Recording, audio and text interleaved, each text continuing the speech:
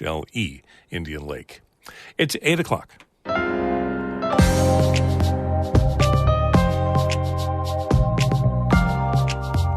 Good morning. This is Northern Light for Wednesday, June 14th. I'm Monica Sandreski. And I'm Todd Moe. Public schools have new guidance on gender identity. Students can request their preferred name and pronouns be used in school without parental consent. More coming up. Also, before the legislative session ended, lawmakers changed the state's campaign finance law, but some lawmakers say there are major problems. I cannot support this bill because I believe it betrays the original intent of New York's path-breaking campaign finance law. Fort Ticonderoga has resumed guided tours of Lake Champlain aboard its Carillon cruise boat, and we take a listen back to when Champlain Valley reporter Kara Chapman hopped aboard last summer. Also, as part of our ongoing series on birders, we talk with Derek Rogers of the Adirondack Land Trust. He says a big moment for him was snapping a shot of a cedar waxwing with his point-and-shoot camera. And I'll never forget, I pulled that image up, and I was almost in shock just at how sleek and beautiful this bird looked. And I was even more surprised that I could see something like that in my own backyard. All of that and more is just ahead on Northern Light. Stick with us.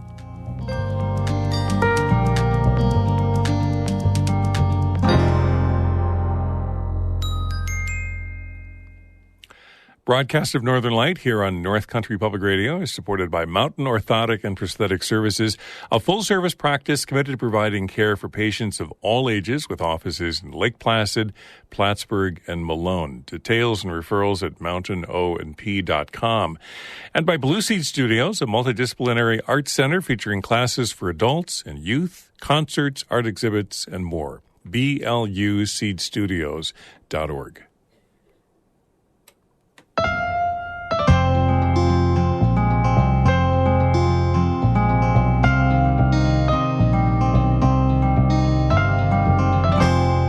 This is Northern Light. I'm Monica Sandreski. And I'm Todd Moe. New York public schools have new guidance on the use of students' preferred names and pronouns. As WSHU's Sabrina Garone reports, teachers are not required to inform parents about their child's gender identity. Under the framework from the State Education Department, students can request their preferred name and pronouns be used in school without parental consent. However, situations will be addressed on a case-by-case basis, taking into account the student's age, maturity, and mental health. The state says the goal is to promote student privacy and confidentiality. Under federal and state law, changing names and pronouns on official school records is required by districts if documentation of a legal name change is provided. The guidance also allows students to use the restroom that aligns with their gender identity and recommends teachers stray away from using boys and girls to address their class. For North Country Public Radio, I'm Sabrina Garone. Before New York State legislators adjourned their session over the weekend, they approved a measure to alter the state's fledgling public campaign finance system. It's a change that critics and some legislators say undermines the original purpose of the program. From Albany, Karen DeWitt has more. When lawmakers approved the public campaign finance system for statewide offices in 2019, they said it would empower small money donors and weaken the influence of deep pocket contributors. The program, which takes effect in the 2024 election cycle, would have provided a 6-to-1 publicly funded matching system for donations to candidates between $5 and $250. Donations above that amount would not be eligible for the matching funds. But just before that election season gets underway, the Senate and Assembly changed the rules. Now, donations of up to $18,000 can be eligible for public matching funds. People should be really pissed. John Caney is with the government reform group Reinvent Albany. He says the change subverts the intent of the original program. Instead of offering an even playing field for small donors, he says it gives a taxpayer-funded windfall to big money donors. While only the first $250 of the higher amounts can qualify for the match, it still boosts the donation. I'm the CEO. I write my check to the state senator and for $10,000, and then the state taxpayer pays another $2,300 in public matching funds for a total of $12,300 from that $10,000 contribution. That makes no sense. Caney's group is not alone in their criticism. Editorial pages from the New York Times to the New York Post castigated the revisions, saying it sabotages the public campaign finance law. The bill narrowly passed in the state Senate, 32-31. Senator George Borrello is a Republican from the Southern Tier who voted no. He says the change will favor incumbents who are mostly Democrats in New York at the expense of primary challengers, as well as general election challengers who are often GOP candidates. This has gone from being a grassroots effort to essentially an incumbency welfare program. Several Democratic senators, some of them who were original co-sponsors of the law, also voted no. Among them, Senate Finance Committee Chair Liz Krueger and Senator Rachel May. May won her seat in a 2018 primary where she challenged a longtime incumbent. I cannot support this bill because I believe it betrays the original intent of New York's path-breaking campaign finance law. May says she can no longer tell her lower-income constituents that a public campaign finance system would give them a voice. The bill next goes to Governor Kathy Hochul. The governor, speaking in Albany Tuesday, said it's just one of hundreds of bills that she'll examine over the next few months. I need to look at each one very carefully, make sure there are no unintended consequences to anything we do, and that's going to be one of my highest priorities. Hochul says she was not part of the decision to change the public campaign finance laws, and she has not decided whether to sign it. In Albany, I'm Karen DeWitt.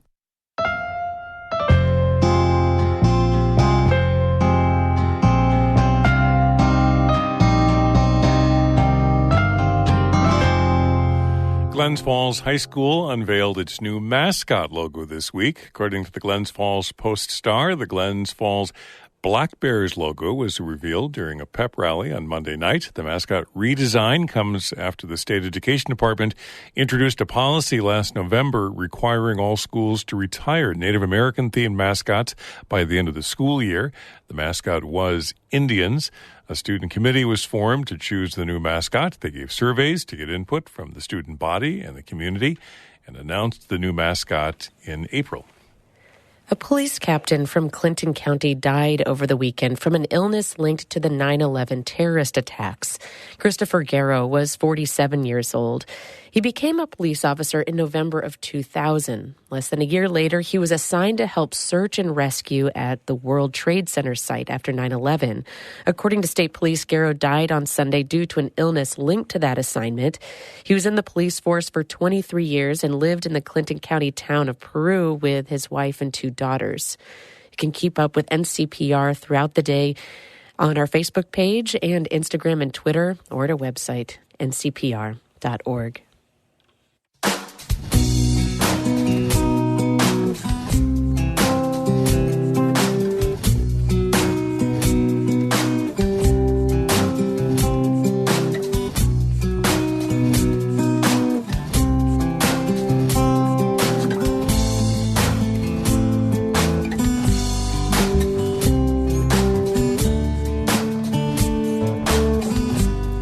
You're listening to Northern Light here on North Country Public Radio. It's 8 minutes past 8. Good morning. I'm Todd Moe. And I'm Monica Sandreski. Coming up, we'll glide aboard the Carry On, a wooden 1920s-style cruise boat on Lake Champlain. Then stick around after that. Birding in the Champlain Valley is both a passion and a profession for Derek Rogers. As part of our series on birders and birding, he'll tell us about his love for birds and protecting their habitats. That's coming up in just a few minutes here on Northern Light.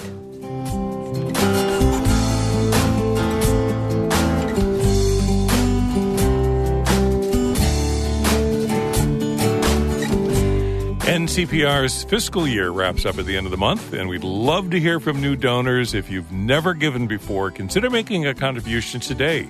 You'll support the music, the news, the information you depend on every day on NCPR. It's easy. Go to ncpr.org/give. And thanks.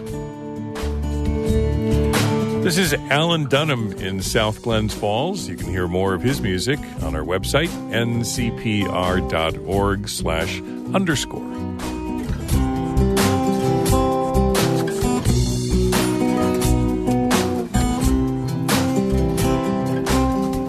Northern Light is supported by Fort de la Presentation, inviting the public to a June 17th ceremony marking the fort as a historic site of importance by the National Society Daughters of the American Colonists, fort1749.org, and by North Country Children's Museum, Potsdam, with hands-on and minds-on exhibits and programs for children 12 and under and their families, open Wednesday to Sunday, 10 to 5.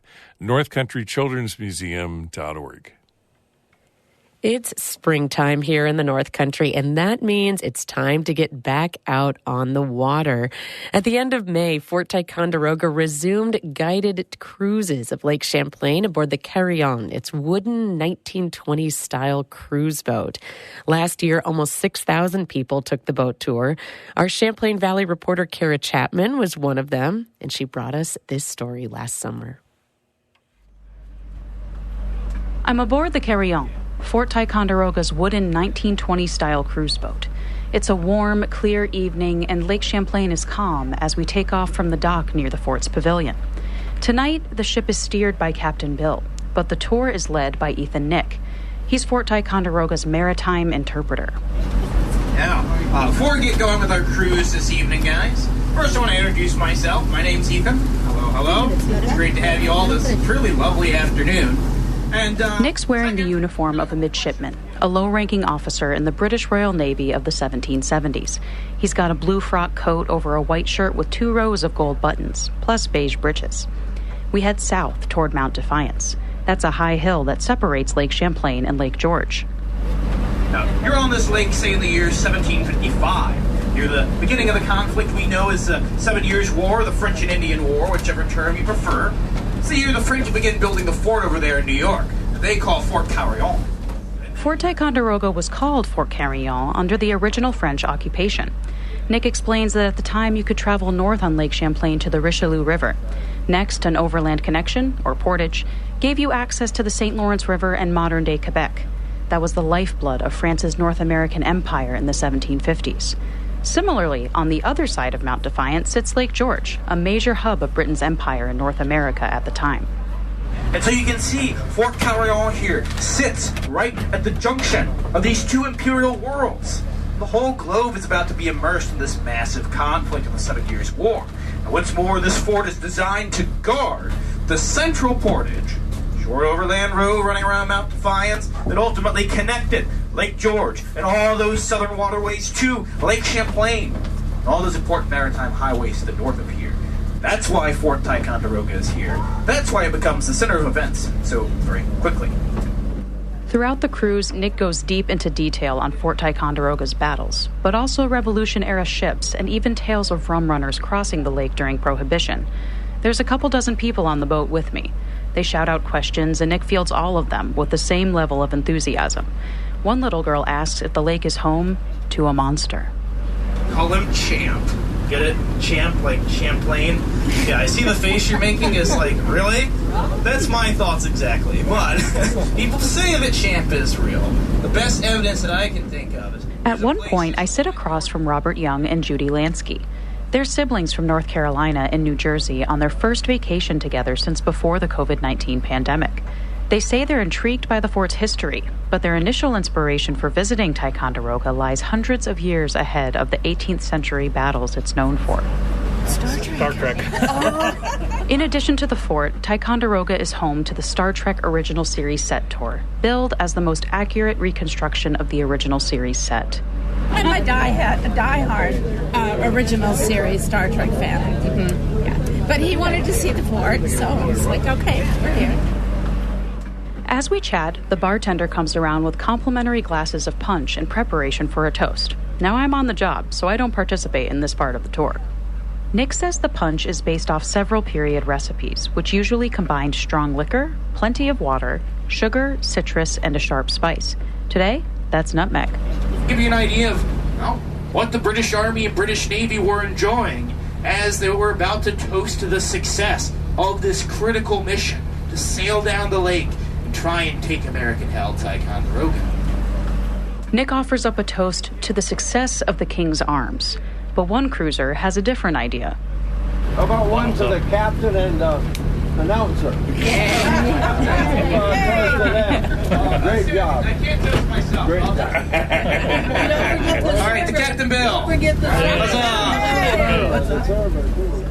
Nick's history lessons continue as we make our way back south to the Carry-On's dock. He says he hopes we've gotten an idea of the importance of water to the country's history and the role it still plays today. And so, when you think of water as a highway, it's no surprise that for so long, Lake Champlain here, rather than say just dividing New York from Vermont, preventing people from getting where they need to go or what have you, has instead drawn folks from literally all over the world to this very spot for so many different reasons. Sometimes amicable, sometimes violent, in war and in peace, and over a huge span of time as well. And sometimes that's for a peaceful and historical boat cruise. Kara Chapman, North Country Public Radio, on the waters off Fort Ticonderoga. Fort Ticonderoga's carry-on cruises are offered twice a day, Tuesday through Sunday, and its sunset cruises start back up again in July. Kara's story originally aired last summer.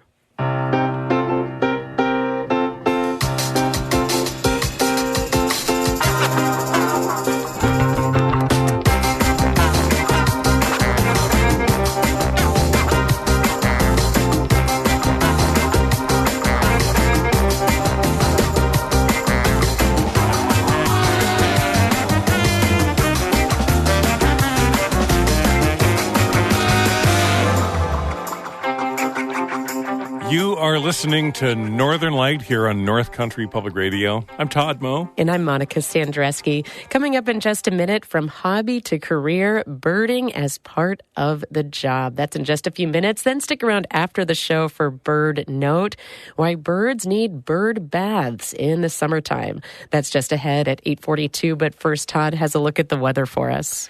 Looks like a chance of rain over the next few days. Light showers, maybe an isolated thunderstorm today, a high around 70 this afternoon, with light winds out of the southeast. Some light showers tonight with lows in the 50s. And then tomorrow, much the same, about a 60% chance of isolated showers. Thursday, highs mid-70s. And an 80% chance of showers on Friday, highs in the low 70s. We have partly cloudy skies, 59 degrees in Canton right now. Sometimes birders in the North Country are lucky enough to combine their personal passion for birding with their professional careers. Derek Rogers is one such birder. He's stewardship manager for the Adirondack Land Trust based in the Champlain Valley and a longtime birder. Rogers grew up on Long Island and remembers fishing and clamming with his dad on the North Shore, where he saw lots of shore and seabirds. He studied environmental science at SUNY Plattsburgh and now lives in Willsboro with his wife and daughters. And along the way, he's maintained a love for birding. As part of our ongoing series of conversations with birders and about birding, I caught up with Derek this week to talk about bird conservation, his work at the Adirondack Land Trust, and the spark bird that got him interested in birding. Yeah, interesting. I love this question, and I've thought about it quite a bit. And I haven't figured out yet if it was my experience with coastal birds at a young age or a cedar waxwing that I photographed back in 2001 with my first point-and-shoot camera. And I'll never forget, I pulled that image up, and I was almost in shock just at how sleek and beautiful this bird looked. And I was even more surprised that I could see something like that in my own backyard. So I do think that was probably the moment where I went from casually enjoying birds to pursuing more of a hobby that then developed into a very strong passion and eventually leading to my involvement in some key citizen science roles throughout the state, as well as carried on with me throughout my whole professional career. And Derek, in many ways, you're doing things professionally and also as a volunteer in terms of birding, bird history, ornithology, conservation, all those aspects. That's absolutely right. So, and it definitely does intersect with what I do at the Adirondack Land Trust. But yeah, so volunteer-wise, I've been what's called a review coordinator for the Cornell Lab of Ornithology's eBird program, which is a tremendous citizen science database. So my job is to essentially look at sightings that are submitted through this citizen science database and vet those records, communicate with the public, I started doing that on Long Island back in 2012 in both Nassau and Suffolk County. And quite quickly after I moved to the North Country in 2019, I ended up assuming that role up here in the Adirondacks as well. So I know what's going on in the ornithological world in the North Country. And I also write for a publication called the Kingbird Journal, which is through the New York State Ornithological Association. My co-author and contributor is Bill Kruger from Plattsburgh. So you are an avid birder. You travel around the region quite a bit. And I'm just kind of curious, is there a bird species that you're keeping an eye on as an avid birder, as a conservationist? What are you most concerned about? Yeah, so I have a lot of thoughts about that. And I think it varies geographically. And I think one of the sort of amazing things about the landscape here is how vast it is and how few people there are that are actually really spending a lot of their time looking and trying to figure out the distribution of birds in certain areas. So we have this gigantic landscape here. A lot of land is in private ownership.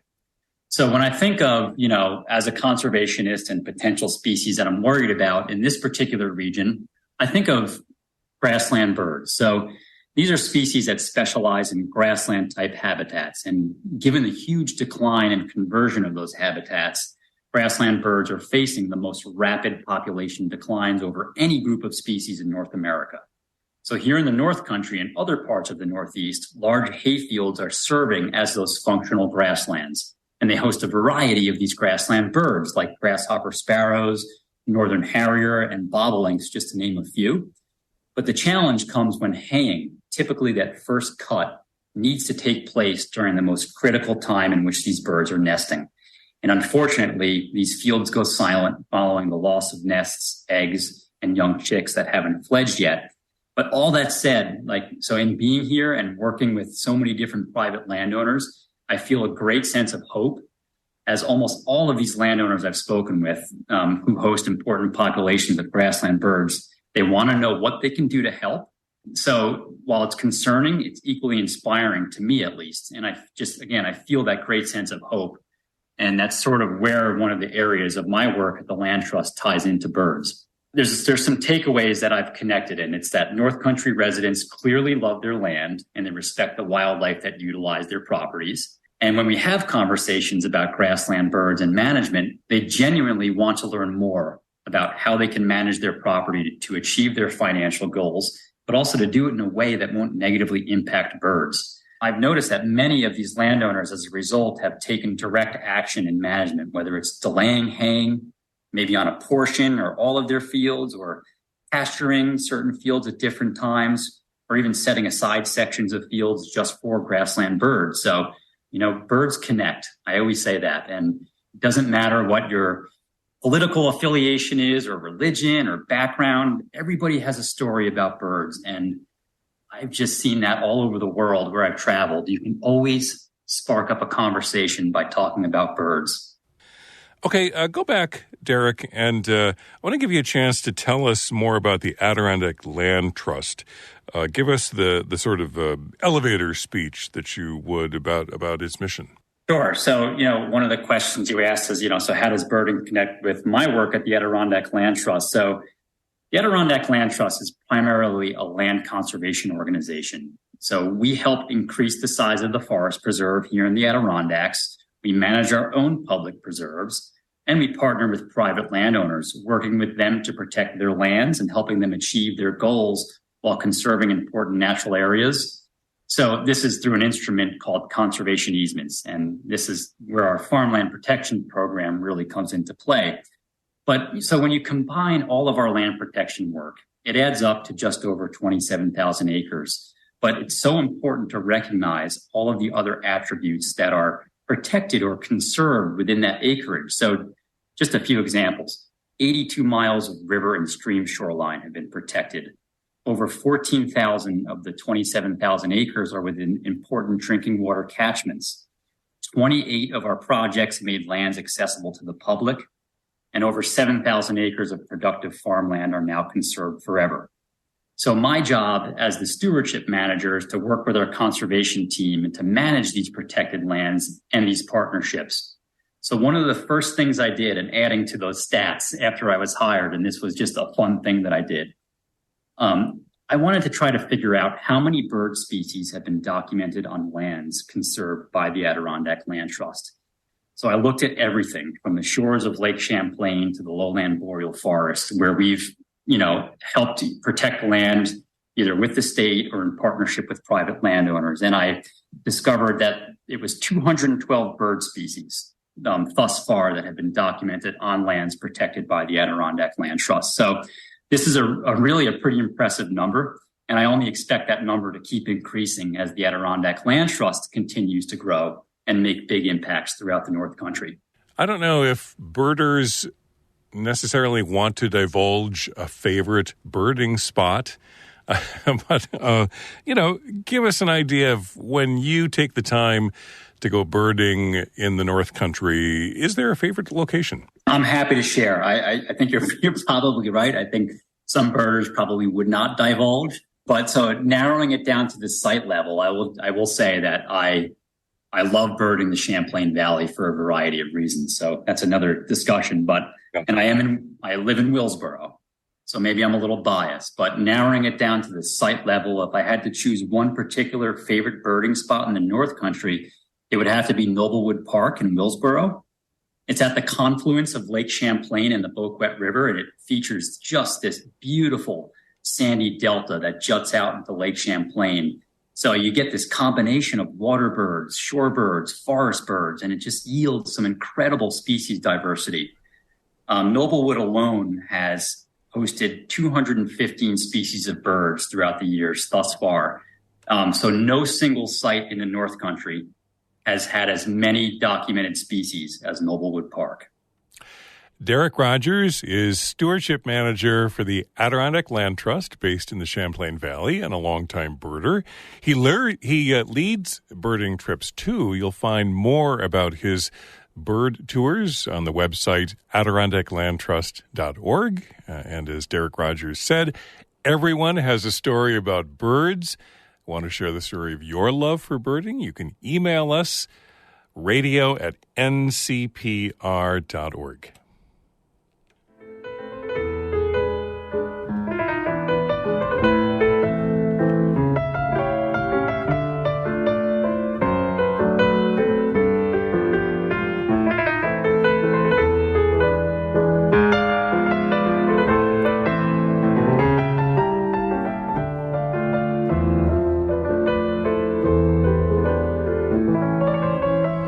We'll go out with a little music from Matt Nakoa. He is performing tomorrow night, Thursday night at 7:30 at the Clayton Opera House. And this is Tumbleweed Tango, a piece from his newest album, Antique Dances.